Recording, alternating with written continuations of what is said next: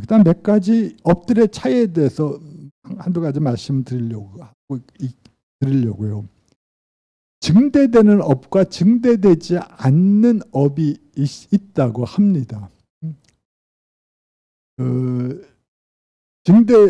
증대되지 않는 업은 여기서 아마 제가 썼을 거예요. 몇 가지 거기에 여러분 나오는 프린트에는 그걸 써놨는데요.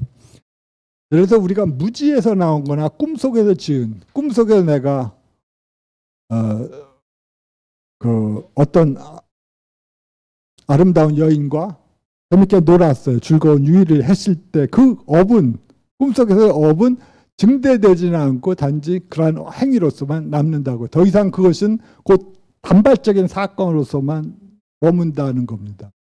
그리고 내가 의도하지 않은 후에 지은 업들, 내가 어떤 사람을 하다가 누구를 때렸을 경우 그것들은 행위긴 행위지만 증대되지는 않고 그냥 사건으로만 남는다는 그런 거겠죠. 자, 그 다음에 강하지 않고 자주 일어나지 않는, 즉 직관적이 아니고 일상화되지 않은 행위들. 그러니까 내가 어떤 사람을 그냥 폭발적으로 어떤 뉴스를 접했을 때 우리가 분노하는 경우가 있지 않습니까? 우리가 흔히 시인들이 정의로운 분노라고 말하는 그러한 거예요. 부정한 자들이 이 세상에서 득세하는 걸 보면서 우리가 분노하지 않습니까? 어떻게 저런 자가 이렇게 이 세상에서 이렇게 그할 수 있는가? 어떻게 정의는 어디 갔고 등등. 그럴 때 그러한 분노 자체는 분명히 나쁜 거죠. 불교 전통에서는 분명히 나쁩니다. 그렇지만 그 사건은 업이 증대되지는 않아요. 일회성으로 지나가는 것뿐이고요. 그 다음에 원하지 않았지만 지은 행위들은 역시 더 이상 집착이 없으니까 증대되지 않겠죠. 이러한 걸 대한 다른 모든 의도를 가지고 행한 업 등등, 그리고 습관적인 업들은 행위를 하면 그것이 이자가 계속 따라 붙고 증대된다고 합니다. 그 힘이 점점 강해지는 거죠. 당연히 우리가 어떤 행위를 할 때 거기에 집착을 가지고 하는 만큼 그 행위들이 전부 나중에 이자까지 붙어가지고 우리가 갚아야 될 빚으로 남는 거 아니겠습니까? 네. 그것이 업의 증대라고 말합니다. 그러니까 업에 증대시키지 않는 것들은 우리가 이 의도를 가지고 행하더라도 즉시 알아차리고 그 다음에 반성과 참회하는 거죠. 마음속에서. 신인 같은 경우야 우리가 옛날에 그러한 의뢰가 있을 때는 그 선보 앞에서 혹은 같은 동료 수행자들 앞에서 참회하고 하는 그러한 방식을 통해서 그것들이 더 이상 증대되지 않는 그런 겁니다. 일종의 저는 이런 업의 증대라는 것이 일종의 부처님이 말씀하신 유명한 첫 번째 화살과 두 번째 화살에 비유해서 두 번째 화살을 맞지 않는 것 같아요. 누구나 첫 번째 화살은 맞을 수밖에 없지만 우리 일반 범부들은 하지만 증대되지만 않는다면 더 이상 두 번째 화살은 힘이 없을 겁니다. 네. 유리에 포섭된 업과 포섭되지 않은 업들은 유리라고 하는 것은 삼바라 어떤 제어입니다. 우리들이 행동을 제어하는 방식이 여러 가지 있지 않겠습니까? 승원 전통에서는 바라목 차제, 부처님이 정하시는 250가지의 그 제어 항목들을 가지고 우리가 행위를 제어할 수도 있고, 혹은 선정에 들어감으로써 컨트롤할 수도 있고, 삼매에 들어가서, 그리고 지혜를 가지고 우리가 우리의 행위를 컨트롤할 수도 있으니까요. 그런 것들이 다 유리에 포섭된 그런 행위인데, 그렇지 않고 유리에 포섭되지 않은 행위들은 여기서도 대표적인 12가지 업들을 살색업들을 많이 짓고, 또 바라문들이 행하는 그런 희생제의에 대해서 불교가 매우 비판적인 태도를 갖고 있음을 보여주는 것 같습니다. 양도살자, 그 다음에 새 판매자. 이상하게 일도 그 당시는 새를 전문적으로 포획하는 자들이 있었나 봐요. 그 직업으로서 아마 붓다가 살아계셨던 당시나 혹은 인도 거기에 보살지만 하더라도 몇 가지가 나오더라고요. 그러니까 기원 400~500년에 편찬된 텍스트에서도. 그리고 거기서 그래서 나쁜 행위의 대표적으로서 양도살자, 돼지 죽이는 것, 가축을 죽이는 것, 그 다음에 그 소는 안 나오는데 양, 돼지, 그다음에 새를 잡는 것. 그다음에 특히 우리가 요새는 거의 안 나오는데 옛날 90년대만 하더라도 그 야생동물을 이렇게 족생을 하려나요? 그걸 가지고 산에 덫을 놔가지고 잡는 행위들은 아주 잔인하고 그 악업으로 간주하고 있습니다. 그다음에 사냥꾼이 사우카리카인데 이게 사실 돼지랑도 똑같거든요. 슈카라가 부처님이 그 마지막 드시고 그 드셨던 음식 이름이 슈카라인데, 근데 그 돼지라기도 하고 혹은 돼지라고 하는 이름을 가진 버섯이라고도 뭐 하지만, 그런데 이것을 어떤 텍스트에서 사냥꾼이라고 하기도 합니다. 해를 포획하는 자, 판매하고 포획하는 것도 똑같아요. 네. 그러니까 여기서 두 가지가 나오니까 우리는 판매자와 포획자가 똑같은 악업을 받는 걸로 생각했던 것 같습니다. 네. 우리가 능가경을 보면 우리 그 능가경에서 그 간접적인 살생도 살생 못지않은 죄를 범한다고 하는 그런 극단적인 형태의 비난이 나오거든요. 그러니까 내가 예를 들어서 시장에서 어떤 정육점에서 고기를 샀다고 한다면 그때 그 행위는 마찬가지로 능가계의 관점에서는요. 능가계의 관점에서는 마찬가지로 이 살성에 간접적으로 참여하는 거기 때문에 이 살생행위, 시장의 메커니즘에 따라 진행되는 그 과정에 내가 끼어들어서 그 과정을 유지하고 지지하고 그거 하는 보완하는 그런 행위를 하는 거기 때문에 역시 살생행위에 나도 역시 공동 책임이 있다라고 주장을 합니다. 근데 능가경은 불교적으로 볼 때 매우 극단적인 형태이긴 하지만 그러한 방식의 비살생을 하는데, 여기서 요 새를 판매하는 사람이나 새를 포획하는 자를 구분하는 거, 분명히 새 판매자는 사실 새를 죽이는 거는 뭐 그 새를 사간 사람이 새를 잡아먹을지 아니면 애완용으로 관상용으로 할지 누가 알겠습니까? 그렇지만 아마 그때는 새를 잡아먹는 경우가 많은 것 같아요. 다행히 요새는 그런 꼴을 안 보는데 참새구이 많이 있지 않습니까? 그 포장마차에서 가면. 저도 술을 좋아해서 계속 먹는데 거기 가면 꼭 그런 거 먹는 사람도 있더라고요. 저는 그냥 그것만 우동만 시키는데. 하여튼 하여튼 그러한 포획자뿐만 아니라 판매자도 이 살생에 공동 책임이 있다고 하는 방식으로 설명을 하고 있습니다. 그리고 올바르지 않은 행위 방식, 그러니까 불교 전통이 게으리 금하거나 아니면 정신적 삶에 방해가 되는 요소들을 꼭 특정한 방식으로 집어넣는 것 같습니다. 뭐 사형 집행자, 우리들 말하자면 그 사람들도 역시 별로 그렇게 불쾌한 방식의 업을 유리를 지키지 않는 걸로 포함되고, 그 다음에 시파이 같은 경우 있습니다. 뱀에게 주문을 외우는 자는 아마 인도 전통에서 그거 하는 것 같습니다. 그 당시 부처님 당시에도 만트라를 외워서 뱀을 쫓아내는 그런 풍습이 있었는데, 왜 이것이 유리의 그 만트라가 유리에 속하지 않은 종류인지 잘 모르겠어요, 저는. 부처님이 어떤 비구에게 뱀에 물려가지고 있는 비구에게 그때 가서 위로해 주시면서 그러면서 너는 자심, 마이뜨리 찌다. 뭐 일체 중생에 대한 자심을 자애로운 친구와 같다고 하는 그런 생각을 네가 개발하지 않았기 때문에 뱀이 너를 적이라고 생각하면서 너를 부른 것이다. 그러니까 네가 자심, 자시보살 할 때 그 자심이다. 자애로울 자. 네가 그 자심을 개발했다면, 자애로운 마음을 개발했다면 너는 뱀이 절대 널 물지 않았을 거다. 하면서 그리고 그렇게 말씀하신 적이 있거든요. 그러면서 또 근데 당시 그러면서 부처님 제가 기억할 때 뱀의 독을 물리치는 만트라를 외우셨거든요. 그때 뭐 우리 외과 의사처럼 찢고 독을 빼는 게 아니라 만트라를 해갖고 독이 파지지 않도록 하는 그러한 방식을 하셨던 것 같다고 기억하는데, 역시 어떤 차이가 있는지는 뭐 그 전통에서의 세세한 차이인 것 같습니다. 보겁과 비보겁의 차이는요, 보겁이라고 하는 것이 뭐 많이 들으셨겠지만 보겁, 비보겁, 그 다음에 부동업이 세 개의 한 쌍입니다. 보겁은 우리가 선취해서 태어나게 하는 좋은 업들이죠. 뿐야입니다.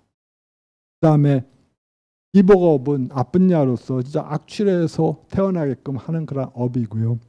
부동업이라고 하는 것은 상이계에서 색계와 무색계에서 태어나게 하는 업으로 간주되고 있습니다. 네. 이런 걸 보면 분명히 부처님에 있어서 혹은 인도 불교에 있어서 윤회 문제는, 윤회와 윤회하는 장으로서의 세계는 왜 존재하는 것 같아요. 존재한다고 부처님께서 인정하신 것 같습니다. 물론 그것이 이제의 도리에 따라서 혹은 그것의 궁극적인 존재하는 영역들이 객관적으로 당연히 존재하는 건 아니지만, 그런 객관적으로 그 단어에 일치하는 방식으로 존재하는 건 아니지만, 그러나 분명히 우리들의 심리적 어떤 상태가 비슷한 방식의 어떤 상태가 대상적으로 외적으로 존재한다고 생각했던 것 같아요. 단지 그 세계는 우리들의 의식적과 끊임없이 코릴레이트, 서로 연관돼 있긴 하지만, 그러나 그럼에도 불구하고 그 세계는 어느 정도 존재한다라고 생각했던 것 같습니다. 후대 유식학파의 해석처럼 일체유심주를 매우 극단적인 방식으로 일종의 관념론식으로 모든 것이 알라야식 내부에 있어서 자기 알라야식 내부의 종자의 발언을 통한 그 힘 때문에 내가 이 대상 세계를 산출한다 뭐 하는 그러한 관념적 방식의 해석이었던 것 같지는 않아요. 네, 그리고 그것들이 어떤 또 요새 일부 뭐 서구에서 특히 두드러진 경우지만 이 윤회 자체를 일종의 심리적 상태라고 해석하는 경향이 두드러지지 않지 않습니까? 저는 왜 문화적 현상일 거라고 생각하는데, 창조에서 최후의 심판까지 밖에 인정하지 않는 뭐 아구스티누스적 해석에 따른 기독교 관점에서 볼 때, 그러한 문화적 관점에서 볼 때, 그러한 내가 또 다른 존재로 다시 태어난다고 하는 관념이 뭐 굉장히 낯설거나 불쾌하겠죠. 근데 내가 천시로 태어난다면 그 사람들도 굉장히 좋아할 것 같아요. 혹은 내가 꽃같이 인간으로 태어난다면 좋아할 것 같더라고요. 그래서 요새 그거 보니까 거기서도 일상언어적 방식으로 내가 다시 내 생에서 너의 딸이 돼서 뭐 하겠다는 것이 우리들의 일상언어에서의 표현이기도 하지만, 또 유럽이나 미국에서의 사람들도 그 사람이 꼭 불교도는 아니지만 윤회를 믿는다면 그런 방식의 자연스러운 방식으로 표현하더라고요. 내가 내 생에서 다시 어머니의 딸이 돼서 뭐 더 잘해주겠다는 등 뭐 그런 방식으로 생각을 하는 걸 보면 분명히 그러한 것들이 일종의 모든 인간들의 의식 내부에 자연적으로 있는 것 같아요. 제가 생각을 할 때. 근데 문제는 내가 죽어서 천시로 태어나서 그러면 좋은데, 아주 불교 전통이나 인도의 윤회 전통이 생각한 것처럼 그럴 확률보다는 밑으로 떨어질 확률이 더 크니까 그것들을 받아들이기 참 힘들지 않겠습니까? 내가 구더기로 태어난다고 생각을 해보면 굉장히 끔찍하거나 차라리 이걸 안 믿고 말지 하는 생각이 들 것 같은 생각이 듭니다. 그럼에도 불구하고 이 부처님이나 당시 그 이후에 인도 전통은 그 윤회를 하나의 명확한 사실로서 받아들인 것 같습니다. 근데 뒤에서 보게 되듯이 그것을 볼 수 있는 자들은 한정돼 있고요. 어느 정도 그것들을 수행을 통해서 뭐 내생을 볼 수 있는 자들이 있다면 뭐 그걸 보고 혹은 한겁을 볼 수 있는 자들이 본다면 또 있겠죠. 육아론에서는 재미있는 얘기들이 나오는데 어떤 일종의 도력 테스트죠. 어떤 사람들이 이렇게 말해요. 나는 한겁을 볼 수 있는데 내가 아무리 봐도 어떤 그 행위의 원인을 찾을 수가 없더라. 그 안에 일어났던 모든 것들 나의 신통력을 통해서 한겁을 볼 수 있으면 지금 같으면 아주 비즈니스 잘 돼. 그 도사 아니겠습니까? 근데 그 도사가 하는 말이 내가 한겁을 볼 수 있는데 한겁 속에 일어났던 모든 사건의 인과관계를 내가 추적할 수가 있는데 아무리 봐도 지금 어떤 사람에게 일어났던 원인은 한겁 속에 있는 것이 아니에요. 그러니까 그 사람이 이렇게 생각하는 거야. 모든 것은 우연이다. 원인 없이 그렇게 생겨났고 그 다음에 그 행위도 혹시 원인 없이 그렇게 지나간다라고 그렇게 주장을 해요. 그럴 때 육아로는 이것도 매우 아케이크한 방식에서 답변이지만 그건 네가 한 것밖에 못 봐서 그래. 10겁을 본다면 그 안에 있었어. 내가 10겁을 보는데 보니까 있더라. 하는 그런 방식의 매우 일종의 유치원 애들이 싸우는 방식의 그러한 방식으로 설명을 하는데 뭐 실적인 뭐 도력 테스트에서는 뭐 가능할 수도 있겠지만 그 맥락에서는 어차피 그러한 그 인과성을 비록 내가 직접 지각하지는 못하더라도 그것들을 도리에 따라서 인정해야 된다고 하는 그런 것들이 나타나는 것 같습니다. 네. 자, 그 다음에 마지막 것이 현생에서 우리가 감수를 불러일으키는 법과 대생한 후에 감수를 일으키는 것과 그리고 다른 존재에서 감수를 불러일으키는 업이에요. 여기서 존재라고 할 때 좀 이상하지만 다른 존재 형태, 내가 죽은 후에 내가 지금 여기서는 인간으로 태어났지만 내가 지옥으로 태어날 수도 있지 않겠습니까? 혹은 천시로 태어날 수도 있겠죠.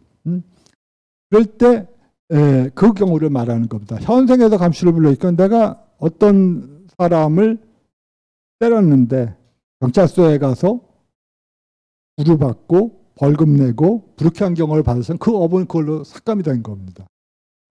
더 이상 것은 정신적으로 영향을 미치지 못한다고 해요. 충분히 이미 지불했으니까. 재생한 후에 감수를 부르니까 바로 직후의 재생입니다. 내가 행했는데 내가 직후에 내가 태어날 후에 바로 악업을 져갖고 무관업과 유사한 업을 지었다고 해서 내가 즉시 그 지옥에 떨어져서 거기서 지불을 했다면 그것이 바로 그러한 경우고 다른 존재에서 먼 후에 내가 언젠가 어느 존재로 태어나서 그러한 방식으로 내가 과보를 받는 그런 그러니까 뭐 그러한 방식으로 설명을 하는 거죠. 네, 말씀드렸듯이 업이 어떻게 작용하는 걸 아는 건 부처님밖에 없으니까 나머지는 다 추리의 영역일 수밖에 없을 것 같습니다. 그러니까 아마 우리가 본생당 같은 데서 볼 때 그러한 매우 뭐 그러한 교훈적인 얘기지만 그 부처님이 뭐 그러한 방식의 그 너와 나의 그 내가 너를 도와줬던 그 인연들이 사실은 현생에서 뿐만 아니라 오래전에서도 연결된 거다. 우리가 자기 아기를 잡아먹으려고 하는 그 호랑이 어미 호랑이를 구해준 그 유명한 자타카 얘기 있지 않습니까? 자기가 대비라고 불려주는 그 전생의 보살이 그 왕자였을 때 자기 몸을 희생해서 굶어 죽어가는 어미 호랑이에게 자기 피를 주고 어미 호랑이가 정신을 차려고 자기를 완전히 잡아먹는 그러한 방식의 얘기가 지금에서 꼭같이 그들이 현생에서 그 어미와 두 자식인가요? 그 태어났는데 거기서 이들이 살인을 저지르고 그러다가 왕에게 체포돼서 죽음을 당할 형장으로 끌려가는데 그 어미가 붓다를 보고 혹시 붓다는 살려줄 수 있지 않을까. 왕에게 왕과 친했으니까요. 왕이 존경을 했으니까. 왕의 붓다에 가서 살려달라고 빌 때 붓다가 그 왕에게 가서 살려주라고 왕에게 부탁을 해서 왕이 살려주는 얘기가 있죠.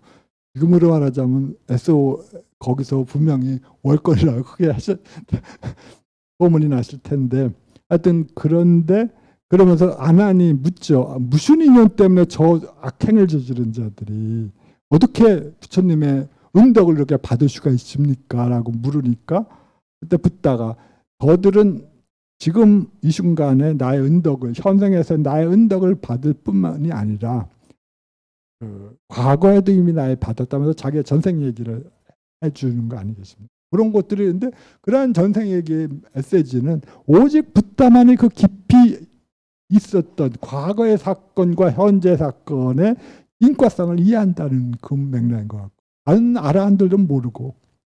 그러니까 그런 맥락에서 자타카가 붓다의 위대한 위대한 그 이타행을 설명해 주는 그런 힘으로써 등장하십니다.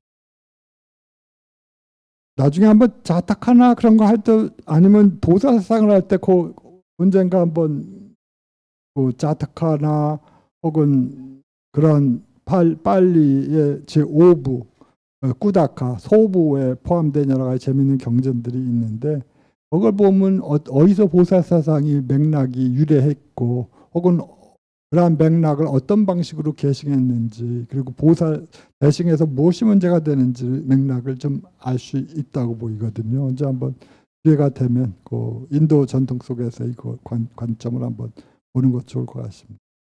네.